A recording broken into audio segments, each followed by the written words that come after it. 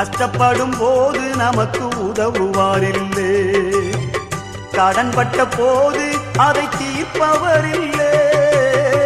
இஷ்டப்பட்ட தெய்வங்கள் எல்லாம் கும்பிட்டு பார்த்தாச்சு, நம்ம கஷ்டங்களை தீர்க்க அவை முன் வரவில்லை. உலகத்தில் தெய்வங்கள் உண்டென்று சொல்வதெல்லாம் சும்மாங்க, இயேசு கிறிஸ்து ஒருவரே மெய்யான தெய்வமுங்க. ஜனங்களின் பாவம் நீக்கி ரட்சிக்க வந்த தெய்வமுங்க. உனக்கொருவர் இருக்கின்றார், உன்னை விசாரிக்க துடிக்கின்றார். உன்னையும் என்னையும் இயேசு நேசிக்கிறார். உன்னை உள்ள கைகளில் வரை